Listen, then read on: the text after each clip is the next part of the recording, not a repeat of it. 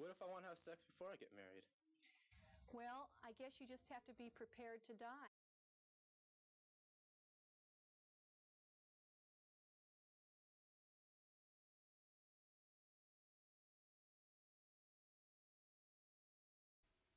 Alright, picture this. You're in your health class, freshman year of high school.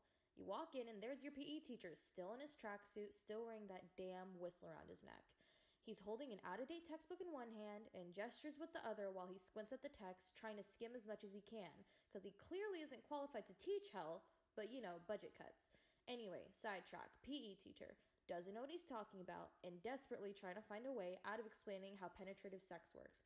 Well, you guys know what I mean, is his go-to line when he can't get himself to actually say the words penis, vagina, sex, penetrate. Well, you guys get the idea. And you, being the innocent little freshman that you are, genuinely has no idea what he means. Great.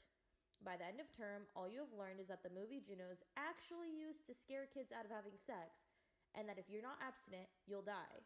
Sound familiar?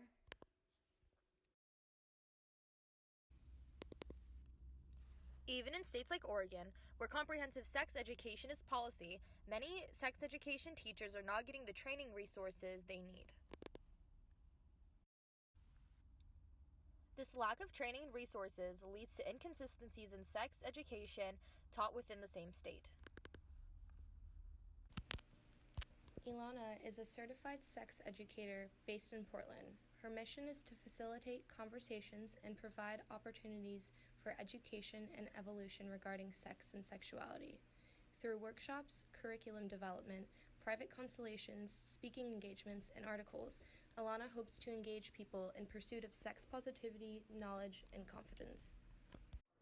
Unfortunately, in most schools, it isn't based on who's interested in it. It's like, okay, who's got a free period, or oh, it's PE or biology. Like that's where it's going to go, and they could be totally uncomfortable. They could be, I mean, let's face it, they could be anti-LGBTQ+. Like there's all kinds of things that can go off the rails when you just sort of randomly assign it to something.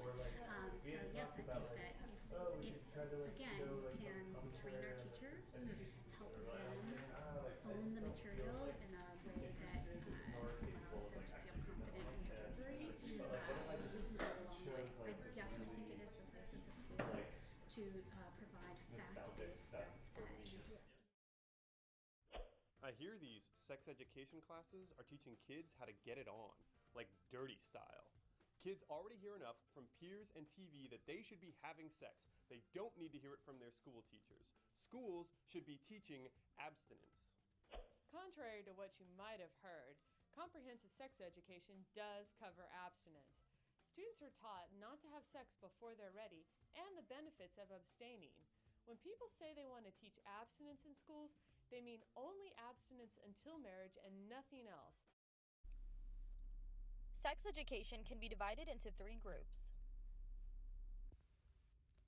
Abstinence-only sex education is sex education that presents abstinence as the only morally acceptable sexual choice and provides limited or no information on contraceptives and condoms.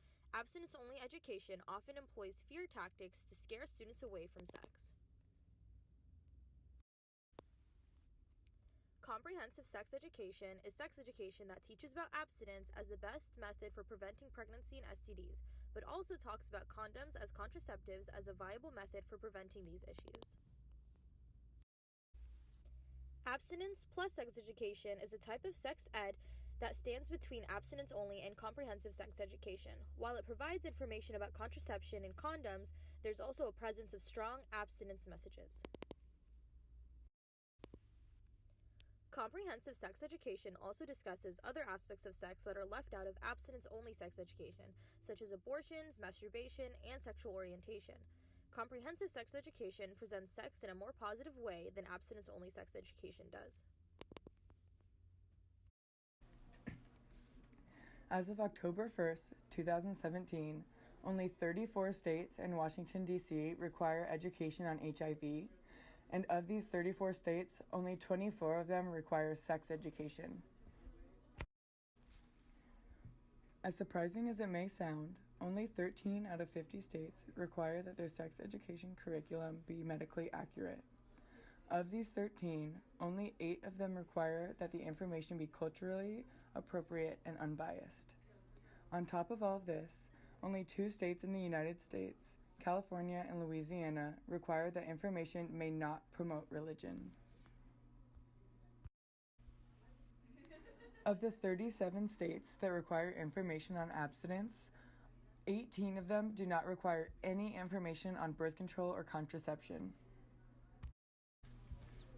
Abstinence-only sex education has been shown to have many downfalls. From medical inaccuracy to religious biases, there are many factors to abstinence-only sex education that are problematic for teens placed into the program. Abstinence-only education has been proven harmful, yet it is still the most popular form of sex education in the United States. According to advocatesforyouth.org, teens who receive a comprehensive sex education are 50% less likely to experience pregnancy than those who received an abstinence-only sex education. Of the 50 states, only 12 require the discussion of sexual orientation, and of these 12 states, 3 of them require that the information is all negative.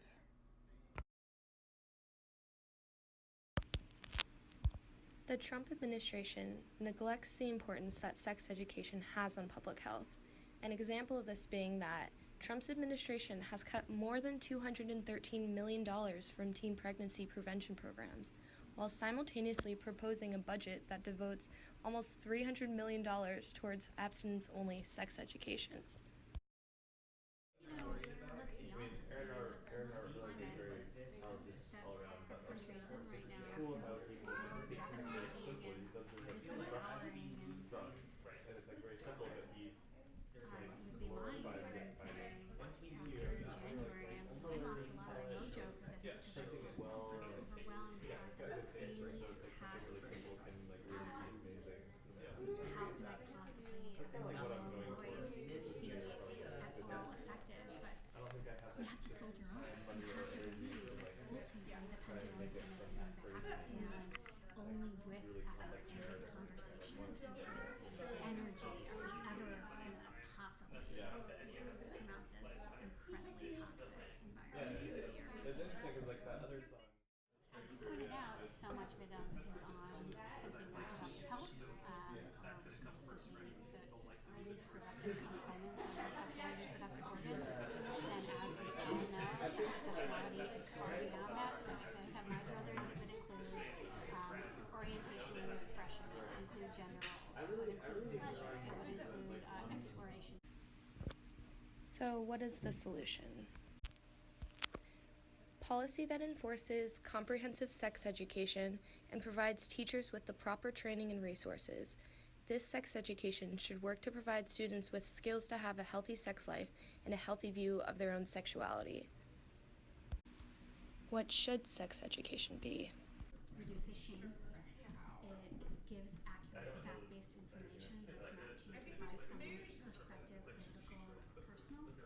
It can allow people a safe space in which to perform their own inquiries and recognize what their personal perspectives and values are. But unfortunately, so much of sexuality education is prescriptive, which says this is okay, this is not okay, and doesn't allow for that kind of flexibility in terms of one's own explorations. And let's face it, we're all sort of on our own sexual journeys, and anytime someone's telling you this is right and this is wrong, they're holding you back from finding your path in your own way. So that's one thing. I think another thing that really solid curriculum and delivery can do is raise questions